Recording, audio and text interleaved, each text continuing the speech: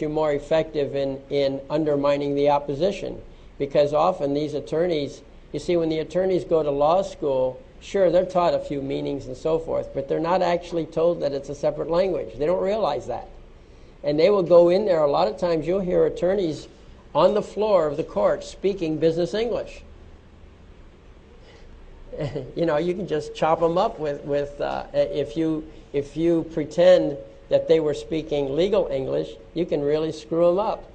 Okay, because they don't know, they're not educated. Attorneys are remarkably ignorant. I don't mean to downgrade attorneys, because I'm not saying they're dumb. They're very intelligent. A lot of them are extremely intelligent. Okay, but being intelligent isn't good enough. You also have to use the right words. If you don't speak the right language, you can get in trouble in the courtroom. I think a very common misuse of word is the word resident. Okay? You know, you ask anybody on the street what the word resident means, and resident means, well, you know, you live there, you belong here, right? That's your normal meaning for the word resident in everyday English. But when you get into the courtroom, the word resident means you're a foreigner. And you're here for a specific purpose, and once you accomplish that purpose, you're going to go home. If you're a resident of California, that means you're from someplace outside California. And you've got some purpose, and they assume it's a commercial purpose. Why do they assume it's a commercial purpose? Very simple. The Constitution of the United States authorizes Congress to regulate interstate commerce. And so if you say you're a resident of California, that means you're from outside the state, you've crossed the border, you've got a commercial purpose, and therefore they're entitled to regulate you. And that's by authority of the people who gave them the Constitution. So, very important to understand that word resident. Now, if you don't want to be a resident under those terms, the proper word is domiciled. Okay? If you're domiciled, that means you belong here. You don't need any excuse. This is where you live, this is where you belong. But if you're a resident, I'll show you an example of a common use of the word resident that is proper, that does match up with the legal meaning. And that is where a doctor does his residency in the hospital. Right? He went to school, he got his MD, but he's not allowed to practice medicine, not till he completes his residency. So he goes into the jurisdiction of the hospital, crosses the border. He's now subjects himself to their instructions and command. He goes through all the hoops that they have him jump through. And then once he completes the program successfully, he leaves. He leaves the hospital and goes out into private practice. And he has completed his residency. So there's a really good example of what resident means. So anyway, make sure you get your language right when you write your papers. And please, please, pay attention to your spell checker, okay, on your word processor. If you put in paperwork with misspellings, I mean, some of the stuff I see is pretty sad. And believe me, when you put in bad spelling, the opposition looks at it and they figure one way or another they're going to beat you. You're too ignorant, okay? So you can't do that. If you have trouble spelling, for Pete's sake, go down to one of the secretarial services and hire a secretary to read your paperwork and correct the spelling and correct the language. You know, sometimes we use slang without realizing it.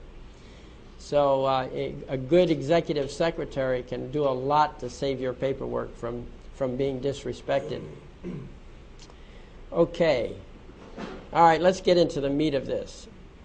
People or citizen? Which one are you? Basically, the people own the country, and the country owns the citizens. That's the basic relationship.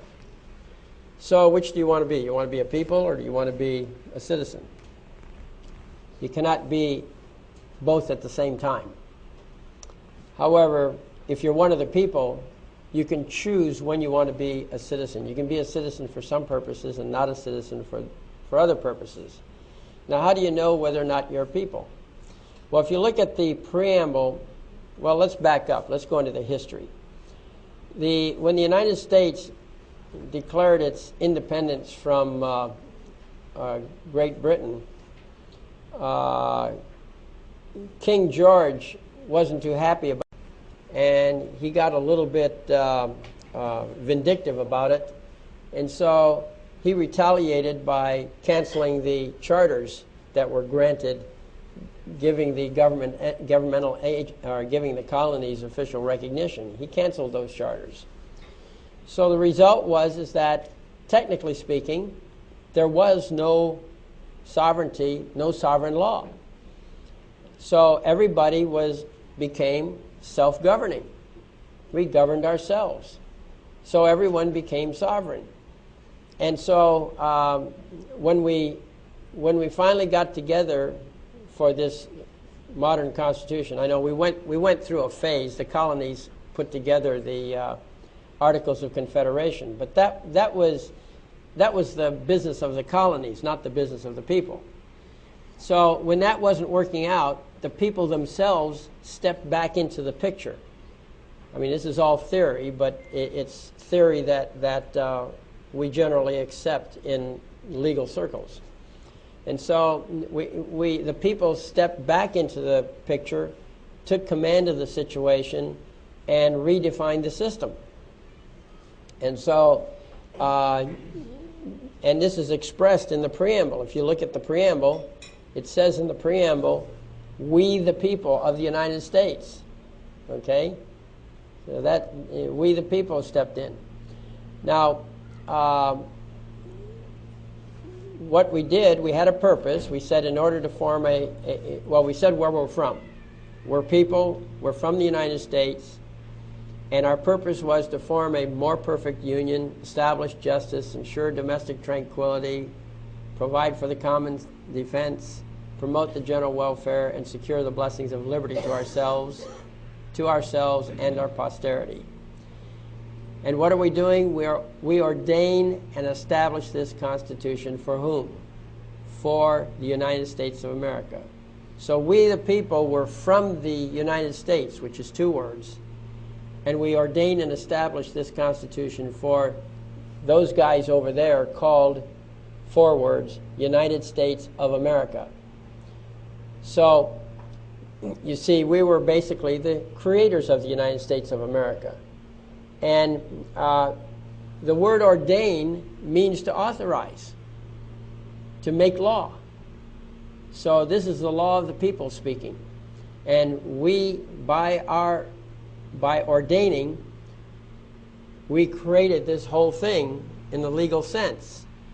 And then we established this Constitution. And the word establish in this sense means we actually put it on paper. We wrote it.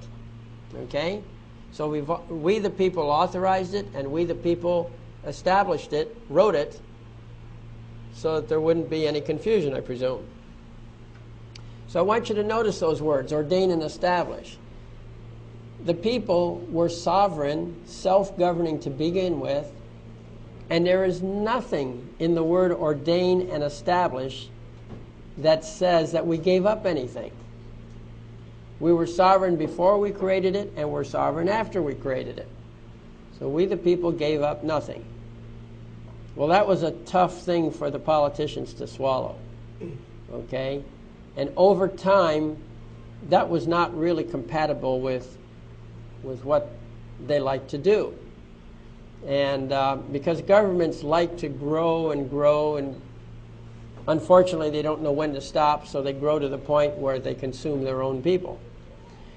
But this Constitution was written in such a way there was no authority on the part of the government to do anything with the people. The government was a separate entity with its general functions, but there was nothing in the Constitution that authorized the government to take control of the people. So they had to do something about that. It took a long time for them to figure out what to do. But eventually they figured it out. They came up with this device called the 14th Amendment. Now, if you look at the 14th Amendment, all persons born or naturalized in the United States and subject to the jurisdiction thereof are citizens of the United States and of the state wherein they reside. You see, you're not a citizen of the United States unless you meet two basic conditions. The first condition is you have to be born here or naturalized, one of those two, but that's the first condition. The second mandatory condition is that you have to be subject to the jurisdiction. Well, if you're born here but not subject to the jurisdiction, then you're not a citizen of the United States. What are you then? Well, you're one of the people. The people are born here, but they're not subject. It's quite the opposite. The government is subject to the people. Okay? We, the people, ordained and created, or ordained and established this Constitution for those guys over there. And by the way, they're not really the government. The true government is the people themselves. We are self-governing. The proper terminology, although we call the United States of America organization a government, it's actually a government agency. Okay? You notice they're all called agencies? That's because there are agents. They're the agents of the people. They're carrying out tasks that we have mandated that they do for us if they want to get a paycheck from us. Okay? So, when you're a citizen of the United States, you become property of the United States. You have no rights, by the way, as a citizen. All you have is privileges granted by the government. But anyway, that's the background on that. Okay? So, if you're going to be one of the people, you have to know the difference between that and being one of the citizens. Now, you can be a citizen for some purposes and not a citizen for other purposes. After all, if you're in your sovereign capacity, you have the power, the legal power, to decide when you will or will not go into a contract with another party. And the federal government and the state governments are nothing more than other parties. Okay? So, and this is how they get you. You know, you sign the 1040, there's your contract. Okay? There's a number of things you contract, but these contracts do not grant general jurisdiction over you. They only grant jurisdiction over you for the purpose of that particular contract. If you have a driver's license, that does not mean you have to pay taxes. It does not mean you have to do a number of things. It only means that you have to have the driver's license according to your contract with them when you're doing the activities covered by that license. By the way, does anybody have a driver's license here? Okay? Pull it out and look at the back of it and see what it says. You might be surprised. It's in tiny print. Okay, a lot of people cannot read small print. Okay? What does it say? Somebody read it out loud. This license is only valid for driving a motor vehicle. You ever wondered what a motor vehicle? Now we're going to talk legal language here. You know what a motor vehicle is? A motor vehicle is a self-propelled contrivance used in commerce. What does used in commerce mean? It means carrying passengers or cargo for hire. 18 U.S.C. 31. Right. If you look under, first of all, if you look at under California Code section, I think it's 15210, that's the one that says that the California definitions shall apply unless there's a federal definition. Okay? So California is not being subjected to federal jurisdiction. It's the other way around. California is volunteering into federal jurisdiction. So that's not an issue about whether or not there's federal jurisdiction. It says specifically in the code that, yes, they are obligated, you're not, but they are obligated to obey the statutes. And you don't need that dictionary because we have it specified in the statute exactly what a motor vehicle is. And it's got to be a self-propelled contrivance used to carry passengers or cargo for hire. And if it's not doing that, it's not a motor vehicle. It's that simple. You don't need the dictionary. If you look at the definition in section 15210, the state has volunteered into federal jurisdiction as far as definitions go. And by the way, all the states that receive federal highway funding, they have to meet federal standards. And so one of the federal standards is Title 18, Section 31, which has definitions. And in there you will find motor vehicle, 2 words, specifically defined as a self-propelled contrivance that's used in commerce.